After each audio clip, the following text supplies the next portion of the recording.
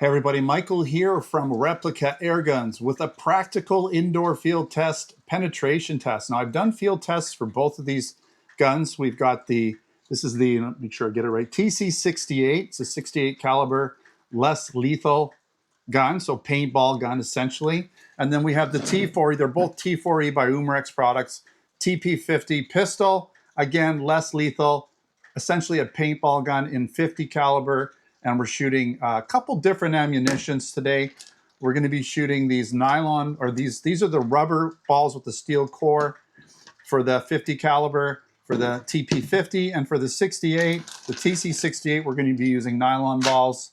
They're actually both pretty close in weight. I think they're just under 3 grams, roughly. So because it has a steel core, it's a little heavier for its size, nylon being a little bit less dense. But we're going to be shooting at 3 different surfaces. We're going to be shooting at, I think it's a 3-ply wood, so it's a plywood, to see what kind of penetration we get. We're going to be shooting at some galvanized steel. It's basically a garbage can lid, and then some plastic barrel lids to see what we can do with these guns. And obviously they're going to perform a lot differently. Now the TP50 is stock. It's exactly stock as it comes out of the box. You're going to get roughly 12 to 13 joules with these guys, and they're going to be traveling at just over 300 feet per second. Now I have slightly modified the TC68 by doing the screw adjustment. So there's a valve in here you can adjust for velocity. And if you haven't already watched my field test videos for these guns and my tabletop videos for these guns, make sure to do that because I do go over that a little bit more in those videos. But essentially there's a little screw, and if you screw it in all the way, it only screws in so far. You can take that screw out and get just basically a headless Allen key. And now you can screw that in further and get a higher velocity. Essentially what's happening is there's more CO2 being delivered with each shot. So you're going to go through the CO2 a lot quicker. But instead of 15 joules, you're going to get closer to 30. And I've tested it, it gets close to 30 joules. So significantly faster, double the performance easily by doing that, and it makes it still well under 500 feet per second. I think the average was around 460 using these nylon balls. So you're still within Canada legal limits for having basically a gun that's unregulated and doesn't have to be, apply to all the different rules that we have for regulated firearms. So that's kind of nice. So, you can look into all that stuff later on your own, but that's a nice thing to have because it's a less lethal gun. If you do shoot somebody with this in your home, because they're being bad, they're being naughty people, they're in your house, they shouldn't be there, you've asked them to leave, they're not leaving, you have to encourage them somehow, and you don't want to kill anybody, you just want them gone, then the intent with this one is not to kill, it's less lethal, so that means a lot when you get to the court system, if that were to come to it. So that's a good thing, right? So these guys are great for that situation, and having close to 30 joules, we're going to find out today what to expect. Now, if you're watching this video, you're either watching the TC68 video or you're watching the TP50 video. So the next part of this video is going to be dedicated to each specific gun, depending on which video you're watching. Again, watch my tabletop videos, watch my field test shooting videos. I perform for these guns already. And if you're interested in buying them, check out the links in the description to buy them in Canada. We have them in Canada. We also carry Umarex products in the US, but not always the same one. So you can check the links out for those for US ones as well. But I do have these typically in Canada because I'm reviewing them here. That means they came to me via the store. If you're interested in other products, there's other products available in those links as well. All right, let's get to the shooting portion of this test and find out what to expect and what these guys can deliver. All right, I've got my, well, not a paper target set up. I've got my, I think it's a 3-ply plywood board set up, and we're going to fire some rounds. Now, disclaimer here, I have shot 2 rounds out of this gun, and by the way, and the reason I did that was because, and this is good information for people if you own this gun. So what I did is I had it in my home, and I had some CO2 in it, and the idea there was not to pierce the CO2, but to leave it unpierced so that just in case I needed it for some reason, it'd be ready to go. But when I put it down on the ground, I didn't realize, if you notice the back end, it has this is the piercing part where you whack it.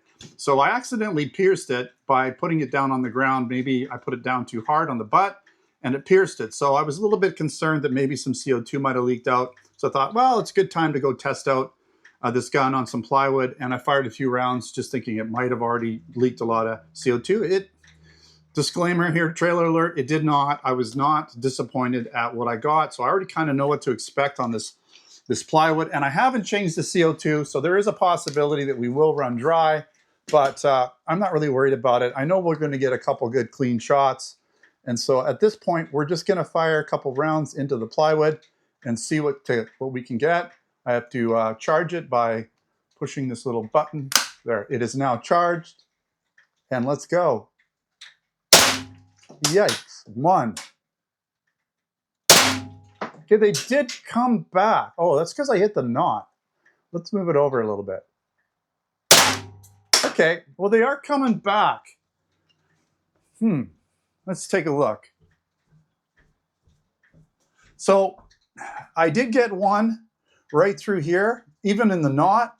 And then the second one hit here, that was right by the knot too. And the third one. So we are getting a little slower. Possibly the CO2. I mean, every time you take a shot, when you first shoot, you're going to get the absolute maximum velocities the first few shots. And hopefully you can see that. It went right through this thing. And this is 3-ply plywood, by the way. So definitely capable of going through 3-ply plywood. Let's switch this up real quick. Again, keep in mind, we might be able to do a little better with a little more fresh CO2, but you know, this is more of a practical test where we can expect essentially to get this. So let's head back now and see what we do with this galvanized steel. This is basically a garbage can lid that got run over, so I can't use it anymore. And we're gonna shoot some rounds at it and see if we can get through it. Hopefully these don't come back at me. Let's go. Ay, ay, ay. One more. Yeah, I mean, this is loud. These are hauling ass, but as you can see, we're not getting through it. Not today. Maybe with absolute fresh CO2, we might get through it, but we put some good dings in here. This is a heavy galvanized steel, right? So hard to say. Maybe now these are nylon balls, they're pretty hard.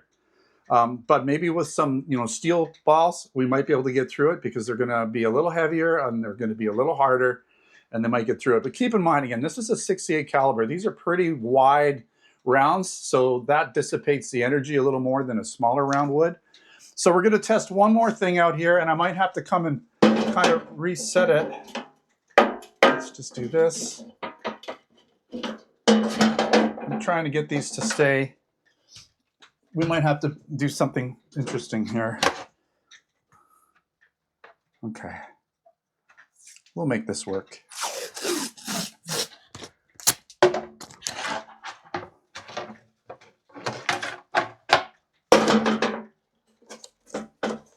I have a feeling I'm going to have to come back and put it back on for the second shot.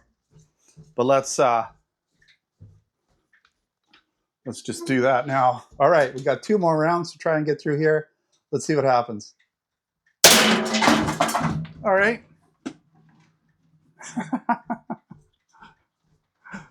Yeah, I went through both. That doesn't surprise me at all.